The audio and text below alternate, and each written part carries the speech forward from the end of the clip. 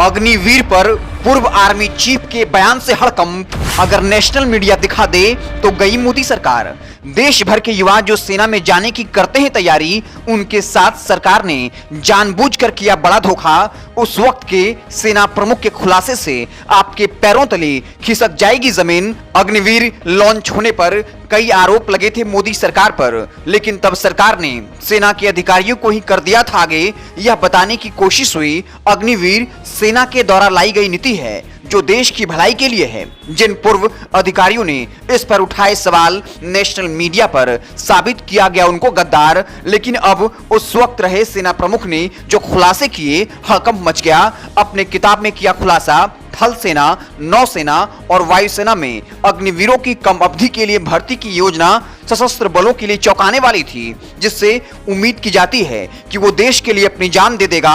नरवणे ने कहा, एक सैनिक की दिहाड़ी मजदूर से तुलना नहीं की जा सकती। सरकार मात्र 20,000 रुपए देना चाहती थी। हमारे विरोध के बाद इसे बढ़ाकर 30,000 रुपए प्रतिमाह किया गया। एयरफोर्स में फौजी पूरी तरह से ट्रेंड होने में 3 साल का वक्त लेता है और 4 साल बाद उसे रिटायर होना पड़ेगा, तो इससे एयरफोर्स वक्त के साथ और कमजोर हो जाएगी। सेना प्रमुख ने कहा कि सरकार से कहा था 100 में 75 युवाओं को नौकरी पर रखा जाए, 25% को बाहर किया जाए, लेकिन सरकार ने पलट दिया फैसला। सिर्फ 25% को नौकरी में रखने का लिया फैसला, बाकी 75% को बाहर करने का लिया डिसीजन। हमने सिर्फ थल सेना में इस नीति को लागू करने के लिए सलाह दी थी, लेकिन सरकार ने थल सेना के साथ साथ वायुसेना, नौसेना में भी यही नियम लागू कर दिया।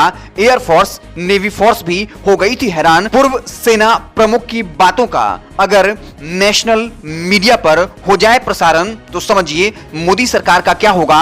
एक झटके में सब कुछ बदल जाएगा। जो सेना के नाम पर, राष्ट्रवाद के नाम पर सरकार करती है राजनीति, उसका पूरा मामला ही खत्म हो जाएगा। लेकिन नेशनल मीडिया कभी करेगा नहीं। हम आपको पूरी खबर बताते हैं।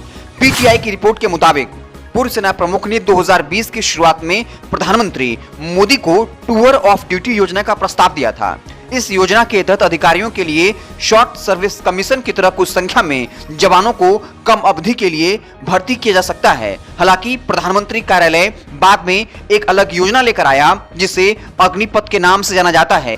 75% अग्निवीरों को सेवा विस्तार देने का था विचार। एमएम नरवणे 31 दिसंबर 2019 से 30 अप्रैल 2022 तक 28वें सेना प्रमुख के तौर पर कार्यरत रहे थे। उन्होंने अग्निपथ योजना के जन्म पर विस्तार से बताते हुए कहा कि भर्ती किए जाने वाले 75% अग्निवीरों को बरकरार रखना सेना का प्रारंभिक विचार था। सेना यही चाहती थी। इसके उलट जून 2022 में केंद्र सरकार ने तीनों सैन्य बलों में आयु प्रोफाइल में कमी लाने के उद्देश्य से कर्मियों की शॉर्ट टर्म भर्ती के लिए अग्निपथ भर्ती योजना शुरू की। इसमें 17.5 साल से 21 साल के आयु वर्ग के युवाओं को 4 साल के लिए भर्ती किए जाने का प्रावधान है, जिसमें से 25% को 15 और वर्षों तक सेवा विस्तार देने का प्रावधान है। पहले साल महज 20,000 वेतन।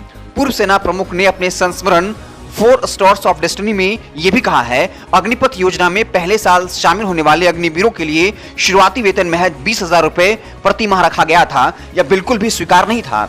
सेना ने इसका विरोध किया। यहाँ एक प्रशिक्षित सैनिक की बात कर रहे थे, जिससे उम्मीद की जाती है कि वो देश के लिए अपनी जान दे देगा। नरवणे ने कहा, एक सैनिक की दिहाड़ी मजदूर से तुलना नहीं की जा सकती है। हमारी ठोस सिफारिशों के बाद इसे बढ़ाकर 30,000 रुपए प्रतिमाह किया गया। केवल थल सेना में लागू करने के लिए दिया था प्रस्ताव। उन्होंने ये भी कहा, योजना के नए रूप में आने से नौसेना और वायुसेना अचानक चौंक गए थे। उन्होंने कहा था, इस योजना को मैंने केवल थल सेना में लागू करने के लिए पीएम को बताया था, जो सैनिक स्तर पर शॉर्ट सर्विस विकल्प के तर्ज पर थी और अधिकारियों के स्तर पर शॉर्ट सर्विस कमीशन के रूप में प्रचलित थी। पीएम से मुलाकात के कुछ महीनों में इस पर कुछ नहीं हुआ, क्योंकि कोविड-19 महामारी ने सबका ध्यान अपनी ओर खींचा हुआ था। इसी दौरान पूर्वी लद्दाख के गलवान में चीन के साथ झड़प भी हुई। हालांकि पीएमओ इस प्रस्ताव को बड़े दायरे में तीनों सैन्य बलों में लागू करने पर विचार कर रहा था।